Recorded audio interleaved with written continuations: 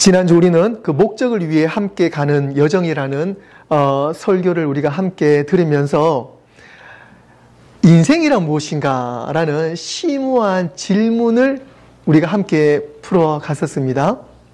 사실 인생이란 답은요, 100이면 100, 1000이면 1000명 모두 다 다르죠. 각자가 풀어가야 하는 그 평생 끝나지 않은 질문이 인생이란 무엇인가 라는 질문이 될 것입니다. 하지만 예수님은 이 질문에 대한 확실한 답을 가지고 계셨습니다. 그것은 우리를 창조하신 하나님으로부터 받았기 때문입니다. 요한복음 3장 16절, 하나님이 세상을 이처럼 사랑하사 독생자를 주셨으니 이는 그를 믿는 자마다 멸망하지 않고 영생을 얻게 하려 하심이라. 인생은 하나님 안에 있을 때 가장 완전하고 인생은 영생의 한 길목이기에 이 인생을 우리는 예수님 안에서 최선을 다해 살아갈 때에 우리는 그 인생의 목적, 인생의 참 의미를 깨닫게 될 줄로 믿습니다. 혼자가 아닌 우리 함께 하나님의 목적을 향해서 열심히 달려가는 삶, 그것이 바로 가장 멋진 인생이 될 것입니다. 빌립보서 3장 14절 말씀에 표대를 향하여 그리스도 예수 안에서 하나님이 위에서 부르신 부름의 상을 위하여 달려가노라 라고 사도 바울은 고백했습니다. 오늘 본문 말씀을 통해서 제가 여러분들에게 또 한 가지의 심오한 질문을 드리고자 합니다. 그것은 우리는 왜 사는가? 그리고 우리의 삶의 목적은 무엇인가? 라는 질문입니다. 우리는 왜 사는가? 그리고 삶의 목적은 과연 무엇인가? 이 질문에 대한 답이 분명하지는 않습니다. 그리고 하지만 우리가 크리스찬으로서, 성도로서 우리는 왜 사는가?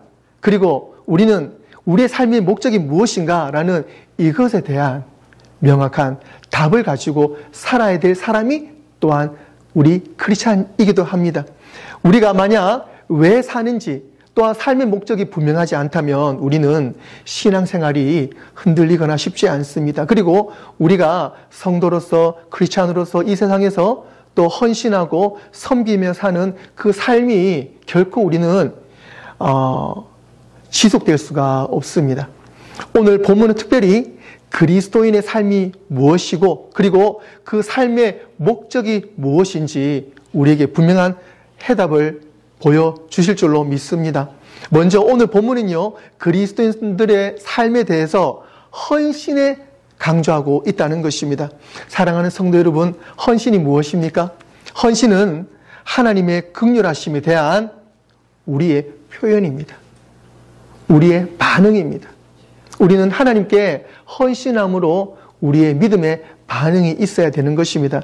오늘 1절 말씀에 그러므로 형제들아 내가 하나님의 모든 자비하심으로 너희에게 권하노니 라고 고백하고 있습니다. 바울은 1절에서 형제들아 내가 하나님의 모든 자비하심으로, 즉 하나님의 긍휼하심으로 너희에게 권하노니 라고 말을 합니다. 바로 하나님의 긍휼하심, 자비하심을 강조하고 있습니다.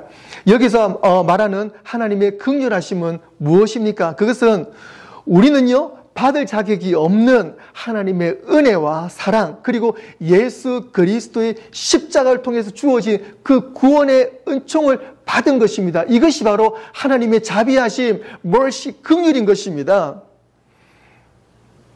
요한복음 3장 16절, 그 말씀, 우리가 가장 중요하게 생각하는 성경 구절이잖아요.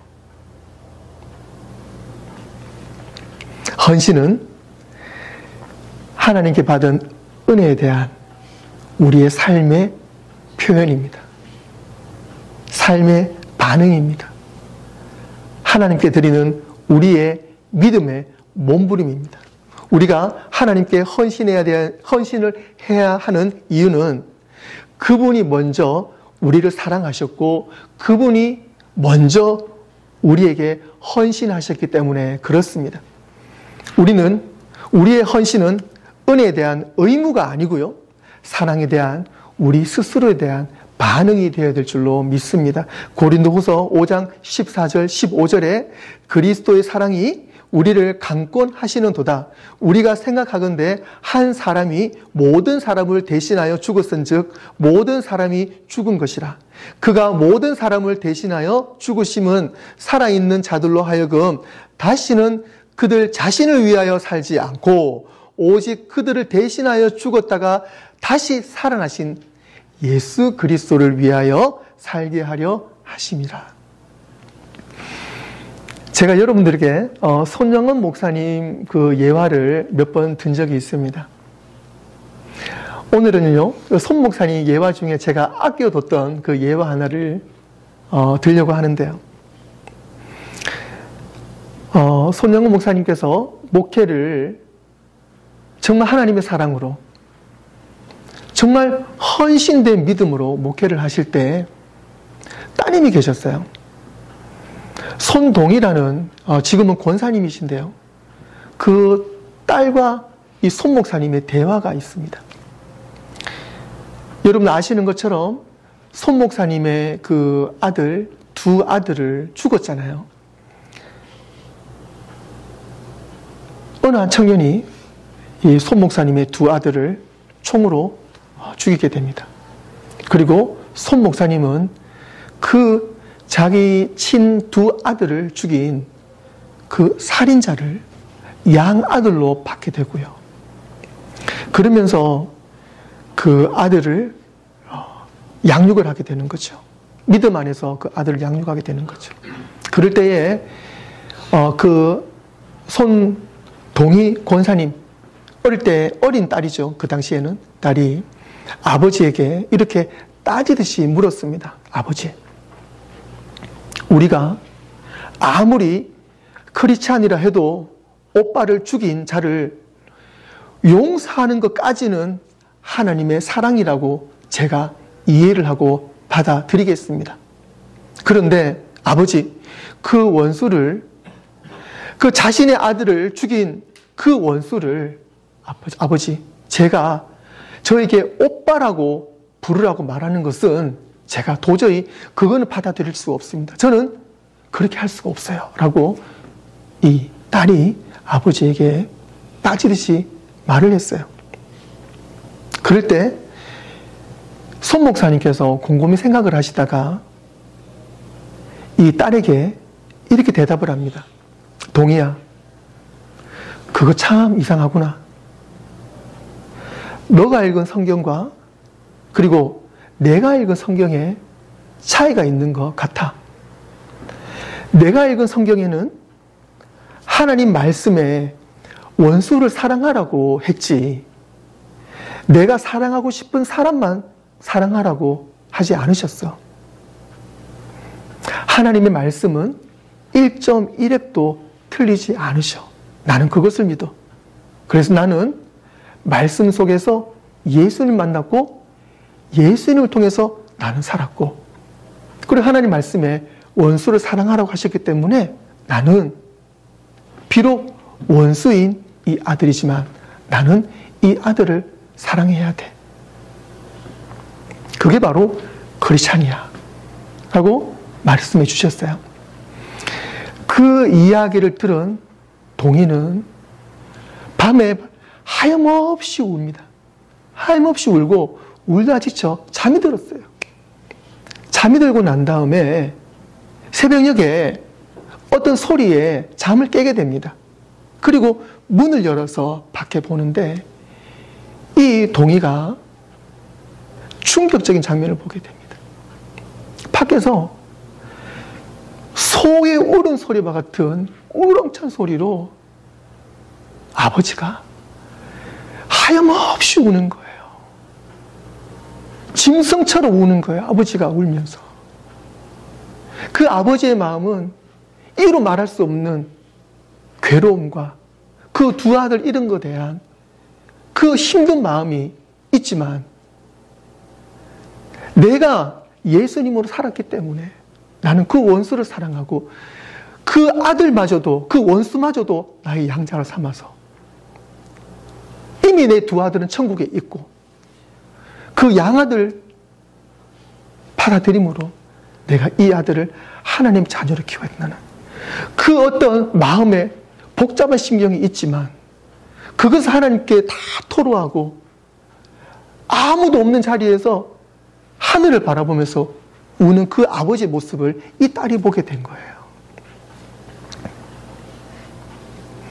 사랑하는 성도 여러분, 이처럼 우리가 크리스찬으로 살아가는 것은 결코 쉽지 않습니다. 하지만 우리는 크리스찬이기 때문에 그러한 헌신의 삶을 살아야 돼요. 그것이 바로 우리 크리스찬의 삶의 목적인 것입니다. 사도 바울은 오늘 본문 말씀을 통해서 그 헌신을 뭐라고 표현했냐면 산제사라고 표현했어요.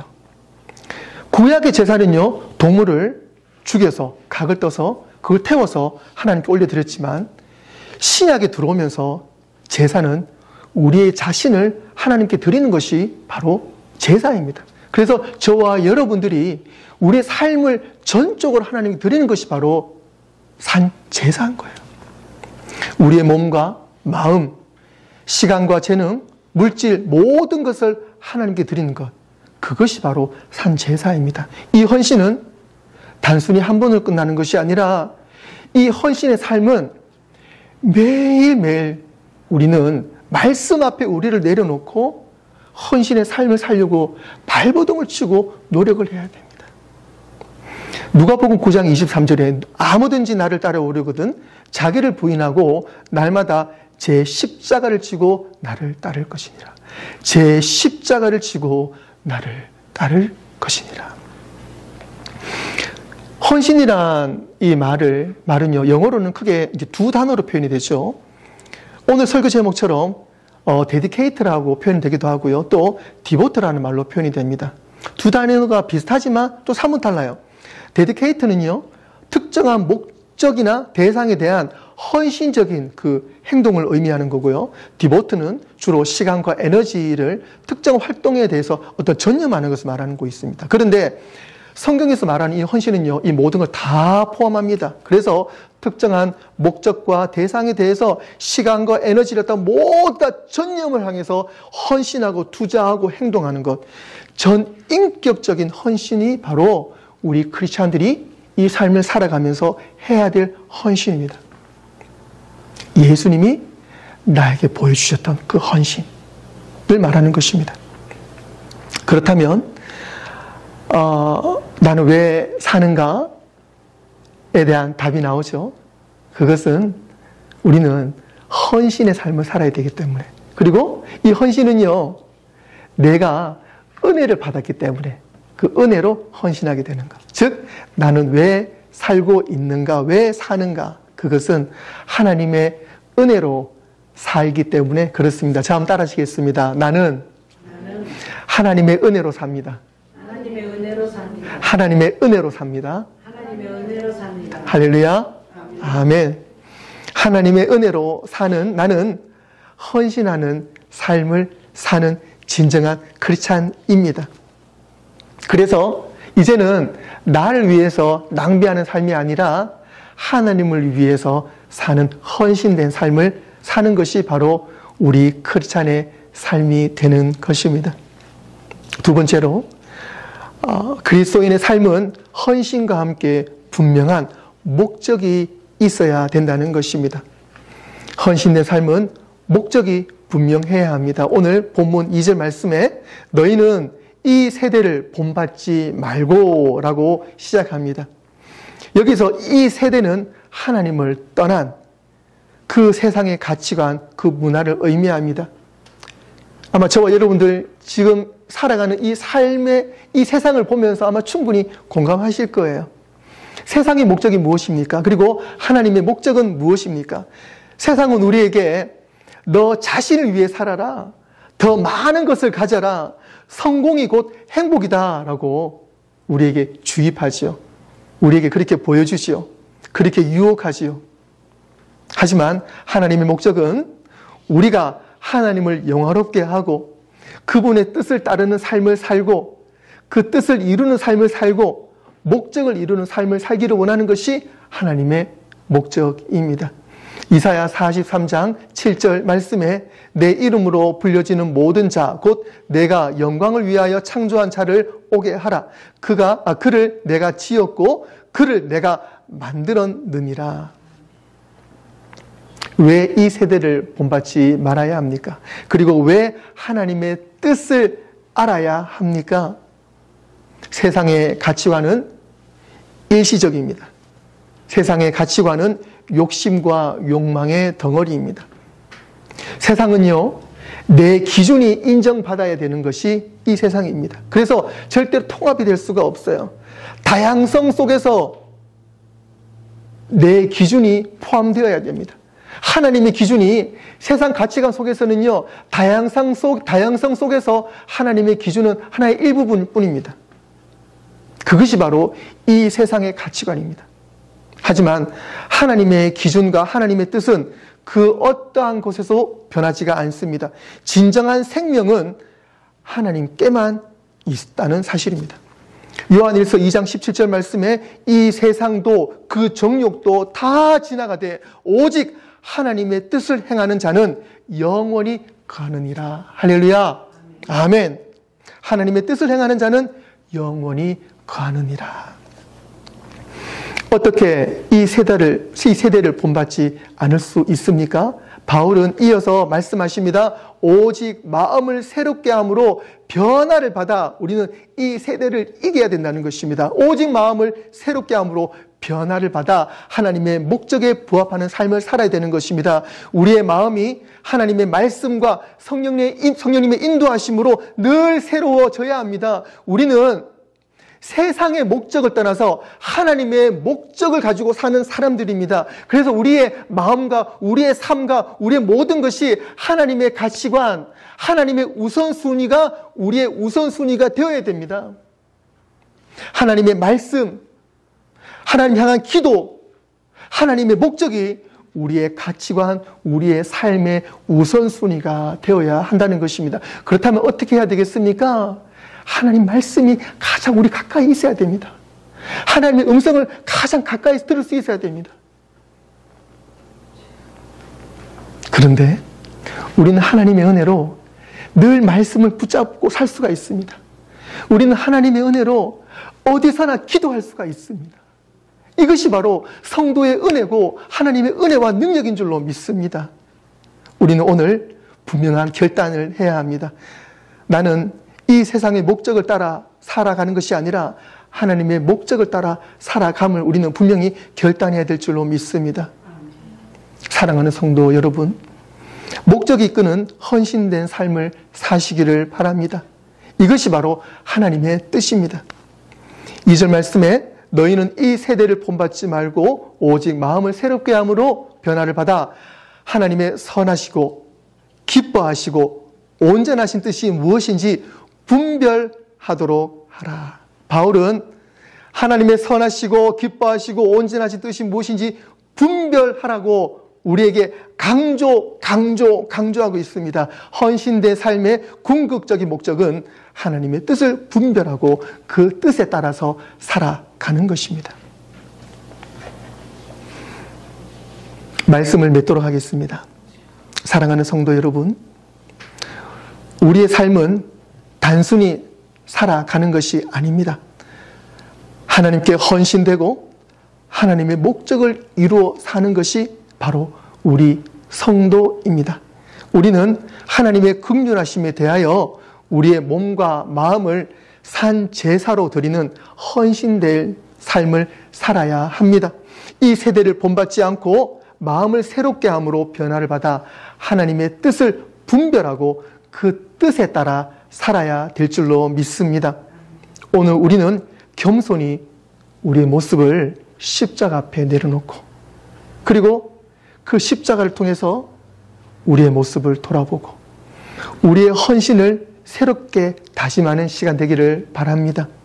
우리의 삶이 하나님께 온전하게 드려지고 하나님의 선하시고 기뻐하시고 온전한 뜻이 무엇인지 분명히 알고 우리가 그러한 하나님의 뜻을 향해서 귀하게 쓰임받는 도구가 되어질 줄로 믿습니다.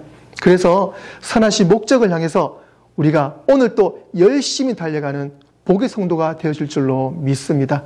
그러한 하나님께서 이루시는 그 소망 가운데에 하나님의 목적을 향해서 우리가 다 함께 이 일들을 행하시고 이루어 나가시는 진정한 성도가 되시기를 주님의 이름으로 축원합니다. 기도하겠습니다.